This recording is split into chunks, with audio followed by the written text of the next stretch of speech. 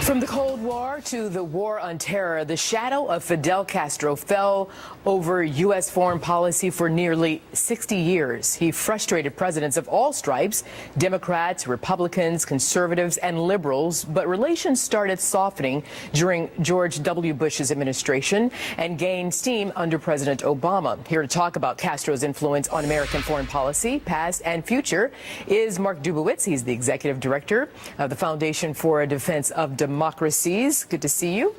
Thanks, Raquel. All right, so let's start here.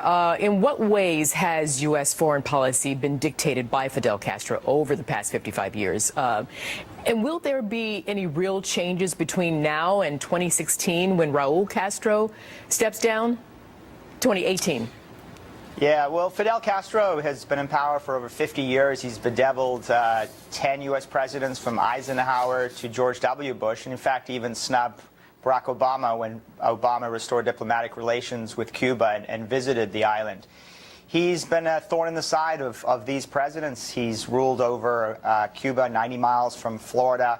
He is responsible for almost bringing the U.S. and the Soviet Union to nuclear war in the early 1960s, and he has inspired and supported revolutionary movements and terrorist organizations the world over, all united with one central organizing principle, and that is anti-Americanism. Yeah, and you know, as you mentioned, President Obama normalized U.S. relations with Cuba last July 2015, you know, a year and some change later. Critics say that has proven to be more symbolic. So, you know, Mark, I ask you, do you think that once he gets in office, President Trump, can he bring about system changes that would better benefit the people of Cuba?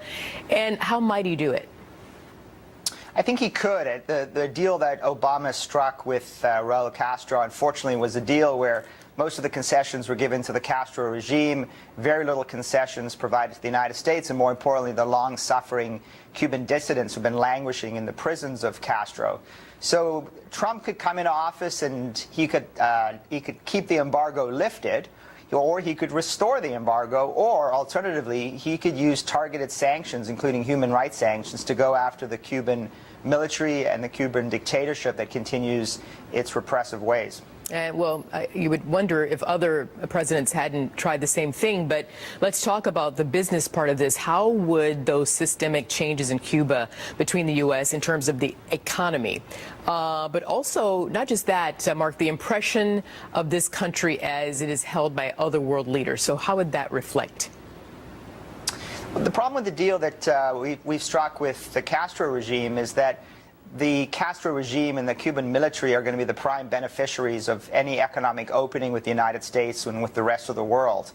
You could restructure that kind of arrangement, and so that the economic benefits actually go to the Cuban people, and you could combine that with tough financial and human rights sanctions against those who continue to oppress the Cuban people. I think that would be a fundamental shift in the Obama strategy, and I think it would also be a signal to the rest of the world that we can't just believe because Castro is gone that Raul Castro and the Cuban military are going to usher in fundamental changes in the Cuban political structure and their relationship with the world. It is still a regime that continues to support terrorist organizations and revolutionary movements the world over. Yeah, with that in mind, I mean, after Raul Castro steps down in 2018, can you foresee a democratic election to choose the president of Cuba?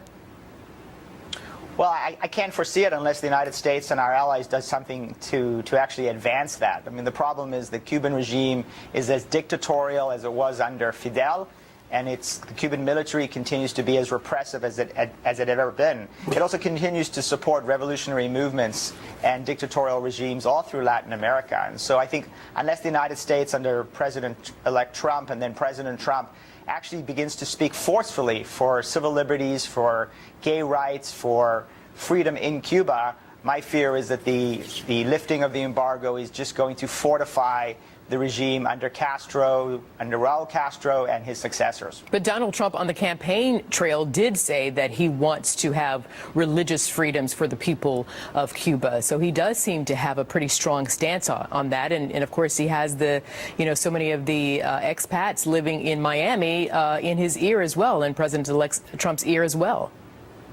That's exactly right. I mean, to reinforce the importance of religious freedom, of sexual freedom, of human rights, and also, I mean, the Cuban Americans who were forced out of that country, their property was taken away, billions of dollars expropriated. Again, none of that was addressed in the deal that was struck between President Obama and Raul Castro. That's a deal that's a deeply flawed deal that will need to be rectified, need to be renegotiated. Do you think under Trump President can rectify Trump. that? Do you think he can do it? Well, I think President Trump has said that he's a deal maker. He's going to re-examine a number of different agreements and treaties that the United States has entered into, and he's going to negotiate them on better terms. And I think this would be a good place to start. Okay. Mark Dubowitz, thank you very much, Mark. Thanks, Arthel. Okay, Greg.